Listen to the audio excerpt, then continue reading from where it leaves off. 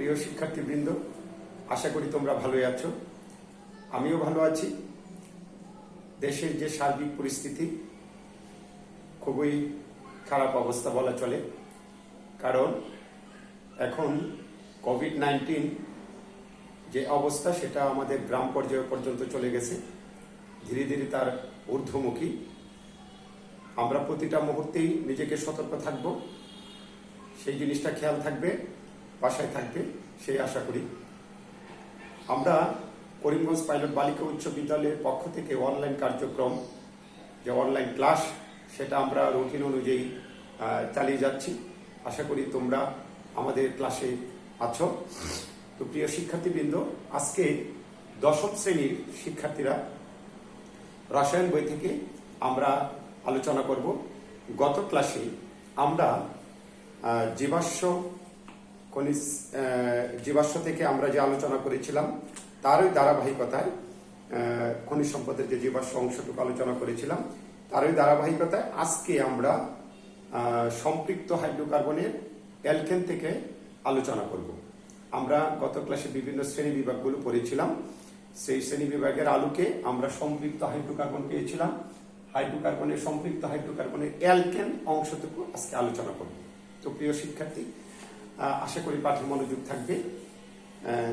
পাঠে মনোযোগ থাকলে আজকের পাঠটা তোমাদের জন্য গুরুত্বপূর্ণ এই জন্যই, কারণ সেটা বোর্ড কর্তৃক যে তোমাদের সংক্ষিপ্ত সিলেবাস প্রণয়ন হয়েছে, এই অধ্যায়টি সেখানে সংযুক্ত করা আছে। সুতরাং এই অধ্যায়টি থেকে প্রশ্ন থাকবে। তোমরা পরবর্তী যদি ইন্টারমিডিয়েটেও সায়েন্স পড়ো তাহলে এই বিষয়টুকু থাকবে আর কি। ওকে, তাহলে আমরা অ্যালকেনের অংশ থেকে আলোচনা করতে চাই। সম্পৃক্ত হাইড্রোকার্বনের অ্যালকেন হইল যে সকল হাইড্রোকার্বনের কার্বন শিকলে কার্বন কার্বন একক বন্ধন বিদ্যমান, তাকে আমরা বলবো অ্যালকেন। যে সকল হাইড্রোকার্বন, আমরা আগে হাইড্রোকার্বনের কথা বলেছিলাম, যে সকল যৌগে শুধু কার্বন এবং হাইড্রোজেনের যৌগ, শুধু কার্বন এবং হাইড্রোজেন, অন্য কোনো মৌল দ্বারা এই যৌগটা গঠিত না। কথার মধ্যেই সংজ্ঞাটা আছে কি, হাইড্রোকার্বন মানে হাইড্রোজেন এবং কার্বন দ্বারা যুক্ত যে যৌগটা, সেটাই হাইড্রোকার্বন। তো আমরা যে কমন যে হাইড্রোকার্বনটা জানি সেটা হলো মিথেন, যেটা প্রাকৃতিক গ্যাস। এখানে কার্বন এবং হাইড্রোজেন যুক্ত দ্বারা যৌগটা। তো প্রিয় শিক্ষার্থী, এই হাইড্রোকার্বনের আমরা অ্যালকেন অংশগুলো বা অংশটুকু করতে চাই আজকে। তাহলে অ্যালকেনের বিষয়টা হলো যেখানে বলছে কার্বন কার্বন একক বন্ধন বিদ্যমান।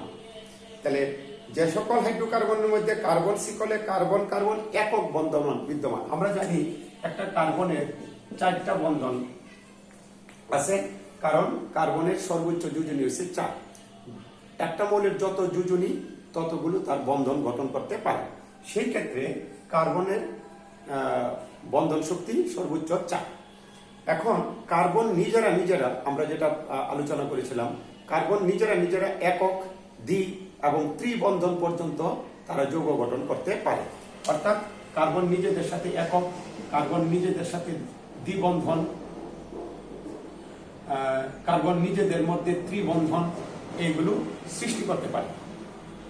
কিন্তু অ্যালকেনের সময় যে বিষয়টা হবে সেটা আমরা বলতেছিলাম কার্বন কার্বন একক বন্ধন বিদ্যমান থাকবে অ্যালকেনের জন্য, রাইট? তাহলে আমরা অ্যালকেনের একবারে প্রাইমারি যে যৌগটা, আমরা সেটাকে যদি মিথেন ধরি, মিথেন, পরবর্তীটা কি CH2 আকারে। এখানে যদি আমরা এর বন্ধনটা একটু লক্ষ্য করি, মিথেন, এটা এদিকে, ওকে।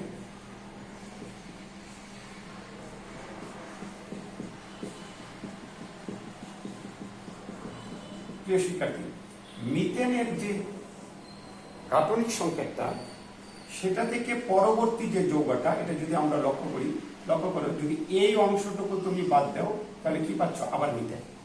তাহলে মিথেনের সাথে কি যুক্ত হইল? একটা CH2। এইভাবে মিথেনের সাথে CH2 করে একটি করে শিকল যখন বৃদ্ধি পেতে থাকে, তখন অ্যালকেনের যৌগগুলো আসতে থাকে। অ্যালকেনের প্রাইমারি যে যৌগটা সেটা হলো মিথেন। তাহলে পরবর্তী একটা করে কার্বন বৃদ্ধি পাবে এবং একটা কার্বনের সাথে দুইটা হাইড্রোজেন বৃদ্ধি পায়, অর্থাৎ CH2 সিকল আকারে বৃদ্ধি পায়। আমরা যদি পরবর্তী যৌগটা দেখি তাহলে কি হলো, আমরা দেখলাম এই আরেকটা CH2 বৃদ্ধি পেল মিথেন থেকে। তাই যদি হয় তাহলে কার্বন কয়টা? 3টা। এইভাবে যৌগগুলোর নাম হয় methane, ethane, propane, butane, pentane. প্রিয় শিক্ষার্থী, এই নামগুলোর ব্যাপারে একটা নির্দিষ্ট নিয়ম আছে। নিয়মটা কি? যখন কার্বন সংখ্যার উপর ভিত্তি করে অ্যালকেনের যৌগের নামগুলো হয়ে থাকে।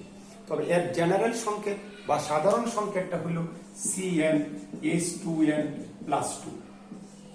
এখানে তুমি 1 বসাও, তাহলে 1 নাম্বার যৌগটা পাইবা। কার্বন 1 বসালে 2 1 2 2 আর 2 4। 2 বসাও C2 2 দোকানে 4 2 6, তাহলে হাইড্রোজেন এসে 6টা C2H6। তাহলে মিথেন, ইথেন আরেক ফি বসাও, 3 দোকানে 6 2 8, দেখো কার্বন 3টা, হাইড্রোজেন 8টা। এইভাবে CH2 করে একটি করে সিকল বৃদ্ধি পাবে এবং কার্বন সংখ্যার উপর ভিত্তি করে যৌগগুলোর নাম। পরবর্তীতে বিউটেন যখন গ্রিক সিম্বল থেকে কার্বনের সংখ্যা যদি 4 হয় তাহলে বিউটেন, 5 হইলে পেন্টেন, 6 হইলে হেক্সেন, 7 হইলে হেপ্টেন। এইভাবে তোমার বইয়ে একটা লিস্ট আছে, সেই অনুসারে নামকরণগুলো হতে থাকবে এবং যৌগগুলোর নামগুলো আসতে থাকবে। তবে প্রত্যেকটা সিকলের সাথে একটা করে কি যুক্ত হবে? CH2 করে। সিম্পল ব্যাপার। এবং এর সাধারণ সংকেতটা হচ্ছে CnH2n+2। ওকে, তোমার বইয়ের 270 পৃষ্ঠা আমরা যেটা পাঠদান করতেছিলাম সেটার এখানে আমি যেভাবে বললাম সেটার ব্যাখ্যা এখানে আছে যে CnH2n+2 এইভাবে 1 2 3 তুমি যদি বসাও তাহলে প্রথমটা হবে মিথেন, পরেরটা ইথেন, প্রোপেন, বিউটেন, সেই অনুসারে নামগুলো করা হবে। তাহলে মিথেন থেকে মূলটা থেকে CH2 করে বৃদ্ধি পাবে একটা করে সিকল এবং পরবর্তী নামগুলো হবে। ওকে, এখন যে আমরা বিষয়টা দেখব, এখানে যে আরেকটা জিনিস আছে, ইথেনের সংকেত যেটা C2H6, অ্যালকেনের বন্ধন ভাঙা অনেক কঠিন। অ্যালকেন, তাহলে মিথেন, ইথেন, প্রোপেন, বিউটেন এইগুলো এর বন্ধন ভাঙা বেশ কঠিন। প্রিয় শিক্ষার্থী একটু লক্ষ্য করো, আমরা যখন 8ও পড়েছি, 9এর প্রথম দিকেও পড়েছি, আমরা বলেছিলাম ইলেকট্রন শেয়ার করা। ইলেকট্রন যখন শেয়ার করে তখন বলছি আমরা সমযোজী যৌগ, এগুলো সাধারণত দুর্বল হয়। আয়নিক যৌগ, ইলেকট্রন ত্যাগ গ্রহণ করে যৌগ তৈরি হয়, সেগুলো সাধারণত কি হয়? খুব শক্তিশালী হয় বন্ধনগুলো, কারণ ইলেকট্রন শেয়ারের ত্যাগ গ্রহণের মাধ্যমে তারা যৌগটা গঠন করে। আর যখন শেয়ারিং করে যৌগ গঠন করে সাধারণত এগুলো দুর্বল ভ্যালদারওয়ান শক্তি দ্বারা আবদ্ধ থাকে।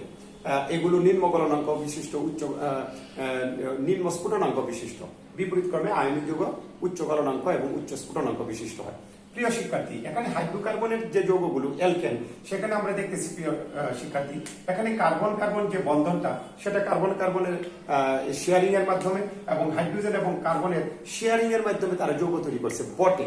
তবে সেই ক্ষেত্রে সাধারণত দুর্বল হওয়ার কথা। তবে এই অ্যালকেনের এখানে যে তোমার স্পষ্ট উল্লেখ যে ইথেনের সংকেত বা অ্যালকেনের বন্ধন ভাঙা অনেক কঠিন, এই বন্ধনগুলো ভাঙা অনেক কঠিন, হ্যাঁ, খুব শক্তিশালী। তাই অ্যালকেনের রাসায়নিকভাবে অনেকটা নিষ্ক্রিয়, কারণ আয়নিক যৌগগুলো যেমন শক্তিশালী হয়, সহজে এদেরকে ভাঙা যায় না, কারণ এরা ইলেকট্রন ত্যাগ গ্রহণ করে, তারা অষ্টক পূর্ণ করে শক্তিশালী নিষ্ক্রিয় অবস্থা ধারণ করে। ঠিক অ্যালকেনরাও তারা শেয়ারিং করে বটে, তবে তারা ওই নিষ্ক্রিয় আকারের মতো থাকে, এই জন্য তাদেরকে সহজে ভাঙা যায় না, রাসায়নিকভাবে অনেকটাই নিষ্ক্রিয়। এই জন্য এদেরকে প্যারাফিন বলে, নিষ্ক্রিয় দেখা এদেরকে প্যারাফিন বলে। তাহলে অ্যালকেন যৌগগুলোকে প্যারাফিন বলে কেন যদি প্রশ্ন আসে, তখন তারা বলবে যে তারা কার্বন এবং হাইড্রোজেনের মাধ্যমে যে বন্ধন করে যে যৌগ গঠন করে তারা সাধারণত নিষ্ক্রিয় আকার থাকে বলে তারা এদেরকে প্যারাফিন বলে। ওকে, এখন আমরা যেটা দেখবো প্রিয় শিক্ষার্থী, আমরা শিখবো এখন অ্যালকেন কিভাবে আমরা প্রস্তুত করতে পারি, অ্যালকেনের প্রস্তুতি। প্রিয় শিক্ষার্থী, আমরা অ্যালকেন প্রস্তুত করতে চাই, তার মানে কি মিথেন, ইথেন, প্রোপেন, বিউটেন, এই যে যৌগগুলো, এই অ্যালকেন জাতীয় একটা যৌগ আমরা তৈরি করতে চাই, প্রস্তুত করতে চাই, সেটা আমরা কিভাবে প্রস্তুত করতে পারি। তোমার বইয়ে 271 পৃষ্ঠায় অ্যালকেনের প্রস্তুতি আছে। বিভিন্নভাবে প্রস্তুত করা যায়, আমরা চলো একটা একটা করে দেখি কিভাবে আমরা অ্যালকেন প্রস্তুত করতে পারি। আমরা সবগুলো পরীক্ষা করে দেখব কিভাবে অ্যালকেন প্রস্তুত করা যায়। কি জন্য? কারণ আমরা যখন সৃজনশীল পড়তে যাব তখন বিভিন্ন ওয়েভাবে প্রশ্ন হইতে পারে, সুতরাং সবগুলো আইডিয়া তোমাকে থাকতে হবে যেগুলো বইয়ে আলোচনা করা আছে। প্রথম যেটা আছে সেটা হলো কার্বন ডাই অক্সাইড থেকে তুমি অ্যালকেন প্রস্তুত করতে পারো। কিভাবে? চলো, আমরা কার্বন ডাই অক্সাইডের সাথে যখন হাইড্রোজেন যুক্ত করে আমরা যদি 250 ডিগ্রি সেলসিয়াস তাপমাত্রায় উত্তপ্ত করি এবং নিকেল প্রভাবকের উপস্থিতিতে, এমনিতে বিক্রিয়াটা ঘটবে না, এখানে নিকেলের প্রভাবক দিতে হবে। প্রভাবক হিসেবে নিকেল কাজ করবে। অর্থাৎ কার্বন ডাইঅক্সাইড এবং হাইড্রোজেন যদি সংযুক্ত করো তখনই তারা বিক্রিয়া করবে না। বিক্রিয়ার একটা নির্দিষ্ট পরিবেশে বিক্রিয়া করে। সকল বিক্রিয়ার একটা নির্দিষ্ট পরিবেশ আছে, তুমি ওই পরিবেশে না নিলে বিক্রিয়া সংগঠিত হবে না। অর্থাৎ বিক্রিয়ার প্রধান শর্ত হলো সংস্পর্শ। আগে তাদেরকে যুক্ত করতে হবে একসাথে, তবে যুক্ত করলেই যে বিক্রিয়া সংগঠিত হবে তা নয়। যে বিক্রিয়া যে পরিবেশে সংগঠিত হয় তাকে সেই পরিবেশ সৃষ্টি করে দিতে হবে। এখানে কার্বন ডাইঅক্সাইড হাইড্রোজেন তখনই যুক্ত করে বিক্রিয়া করবে যদি তাকে নির্দিষ্ট পরিবেশে নেওয়া হয়। এই জায়গায় পরিবেশটা কি? নিকেল একটা পদার্থ যার উপস্থিতি শুধু এই বিক্রিয়াকে সংগঠিত করবে, কিন্তু বিক্রিয়ায় অংশগ্রহণ করবে না। ঠিক 250 ডিগ্রি সেলসিয়াস সেন্টিগ্রেড তাপমাত্রায় তাকে উত্তপ্ত করতে হবে। তাহলে তখন আমরা বিক্রিয়া করে কি পাবো? আমরা পেয়ে যাবো মিথেন প্লাস পানি। এখানে হাইড্রোজেন এবং কার্বন বিক্রিয়া করে আমরা যদি সমতা বিধান করি, তাহলে সমতা বিধান করলে এখানে 4 দিলে 4 দোকানে 8, এখানে 4, আর অক্সিজেন কয়টা? 2টা, তাহলে সামনে যদি আমরা 2 দিই, 2 দোকানে 4, আর এখানে 4, 8, কার্বন 1টা আর অক্সিজেন 2টা, তাহলে সমতা বিধান হয়ে গেল। তাহলে দেখা যাচ্ছে তুমি 1 অণু কার্বন ডাই অক্সাইড 4 অণু হাইড্রোজেনের সাথে যদি এই পরিবেশে বিক্রিয়া ঘটাও তাহলে 1 অণু মিথেন উৎপন্ন করবা। মিথেন মানে অ্যালকেন। তাহলে এইভাবে আমরা অ্যালকেন প্রস্তুত করতে পারি। দ্বিতীয়টা যে ওয়ে, অ্যালকিন এবং অ্যালকাইন থেকেও আমরা পরবর্তী অ্যালকেনের পরে আমরা অ্যালকিনে যাব, কিন্তু এখানে যেহেতু আমরা অ্যালকেন প্রস্তুত করতেছি সেখানে আমরা প্রস্তুতিতে অ্যালকিনের উপস্থিতি নিতে পারি। অ্যালকেন থেকে যখন 2টা হাইড্রোজেন পরমাণু কমে যাবে তখন উচ্চারণ হবে অ্যালকিন। আমরা এটা পরবর্তীতে দেখবো, কিন্তু এখন আমাদের প্রস্তুতির জন্য অ্যালকিনের বিষয়টাকে নিয়ে আসছি। তাহলে তুমি যদি বলো ইথেন, তাহলে ইথেনের সংখ্যা ছিল তোমার কাছে C2H6, এখানে 2টা হাইড্রোজেন কমাই দিতে বলছি। ওকে, এর কমন সংকেত কি ছিল? CnH2n+2। এখন এখান থেকে 2টা কমে যাবে, তার মানে CnH2n। তাহলে প্রিয় শিক্ষার্থী C2H4, আমি যখন 2 বসাই 2 দোকানে 4, তাহলে এখানে অ্যালকেনের সমান নাম ছিল ইথেন, তাহলে অ্যালকিনের জায়গায় উচ্চারণ হবে ইথিন। ওকে, তাহলে যেহেতু অ্যালকিন থেকেও তৈরি করা যায়, চলো আমরা ইথিন থেকে তৈরি করি। Ethene CH2CH2। লক্ষ্য করো, কার্বন 2টা, হাইড্রোজেন 4টা।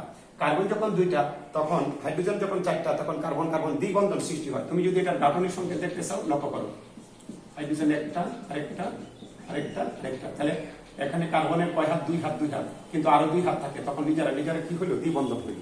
ওকে, তাহলে কার্বন দ্বিবন্ধনের সময় অ্যালকিনের আমরা পরবর্তী আসতেছি। আগে তোমাকে অ্যালকিনের একটু পরিচয় দিলাম। তাহলে ইথেন থেকে কি হলো? ইথিন। এটা হলো ইথিন। আমাদের এখন প্রস্তুত করতে চাই অ্যালকেন। অ্যালকেন একটা ওয়েতে প্রস্তুত করলাম।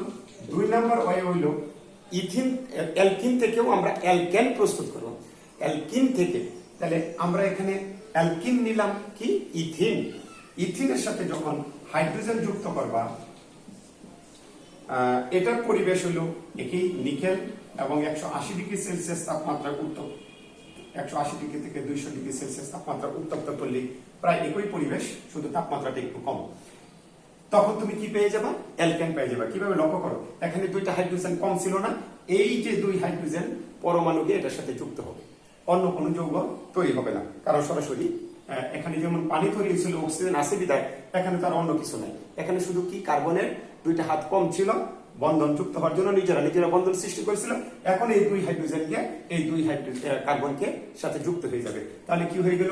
C2H6। তার মানে ইথিন থেকে ইথেন প্রস্তুত হয়ে গেল। সহজ না? ওকে, আমরা 3 নম্বর ওয়ে দেখি। 3 নম্বর হয়ে গেল অ্যালকাইন। আরো 2টা হাইড্রোজেন কমে যাবে। তাহলে আমরা আরো 2টা যদি হাইড্রোজেন কমে যায় তাহলে C2H2, এটাকে এসিটিলিন বলতে পারো। তাহলে আমরা এটা নিতে পারি CH, কার্বন কার্বন কি হয়ে গেল? ত্রিবন্ধন। এটার সাথে যদি আমরা হাইড্রোজেন যুক্ত করি, পরিবেশ কি? একই পরিবেশ, নিকেলের উপস্থিতি 180 ডিগ্রি থেকে 200 ডিগ্রি সেলসিয়াস তাপমাত্রায় উত্তপ্ত যদি করি।